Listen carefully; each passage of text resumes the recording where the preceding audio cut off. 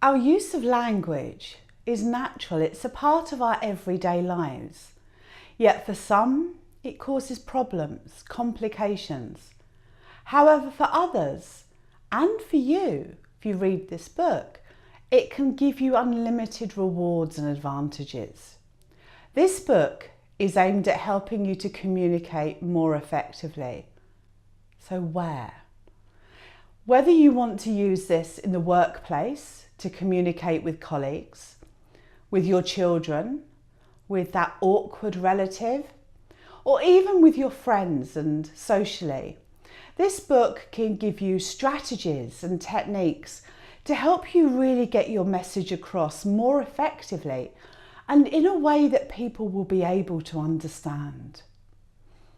The book's got, as I mentioned, lots of strategies and techniques, but it's more than just theory.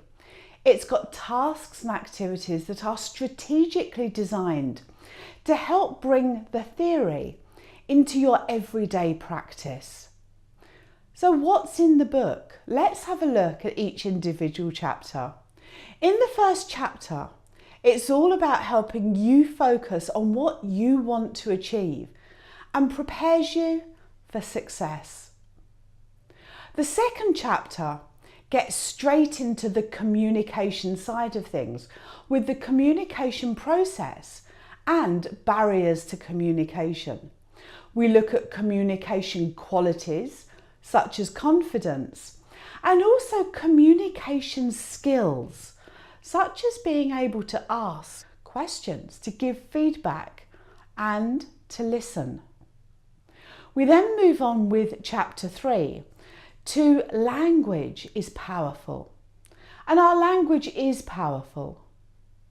Our language develops from infancy and continues to develop for the entirety of our lives. It's influenced by our culture, by our upbringing, by so many different factors, and we look at that in this chapter. In addition, by this point of the book, you may have already decided that there are some things about your communication that you would like to change. And the language change model that's in chapter 3 will help you make deliberate, conscious changes to really get that change to be successful. Chapter 4 is all about the mind, and we look at rules of the mind and laws of suggestion. Now, sometimes the mind can get things wrong, and we look at how faulty thinking and cognitive distortions can actually create misinterpretation, whether you misinterpreting someone or them not quite understanding what you meant by what you said.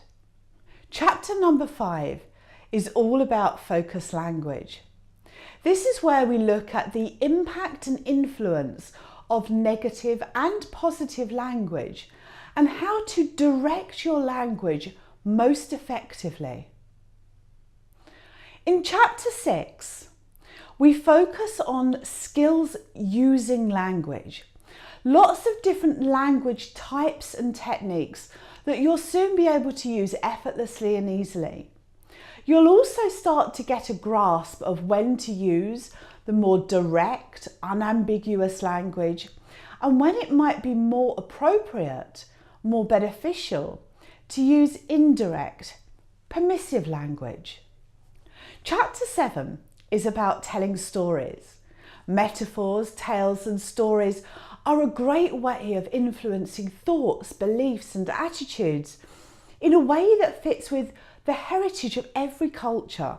Wherever you're from, you will have a cultural heritage of telling stories. They're familiar to us. They're a part of our everyday lives. You will learn how to focus this remarkable skill to really enhance your communication. We then move on to an incredible skill, that of rapport and influence. And you'll discover how to not only build rapport and create influence, but also what you might do to unconsciously or deliberately break rapport or adversely influence somebody in your communication. It's always good to know what not to do as well as what to do. Chapter 10 is a very practical chapter. It's full of useful activities to help you develop your voice. And your voice is one of your most amazing tools in effective communication. This chapter enables you to explore that tool in fine detail. Moving on, chapter 11 is all about emotions and beliefs. And it's very helpful to understand not only your emotions and attitude and beliefs that may affect your communication, but how others may be affected by their emotions and beliefs and what you can do to influence these to positively enhance your communication effectiveness. Chapter 12, the final chapter, is all about you. This chapter helps you build, develop and enhance those essential skills that will support your communication effectiveness. In addition, it will help you discover your core values, not just for communication, but perhaps for your life, and help you develop and maintain effective goals for change. In addition, this chapter helps you explore your own self-talk and learn how to change that self-talk so that it works for you rather than against you.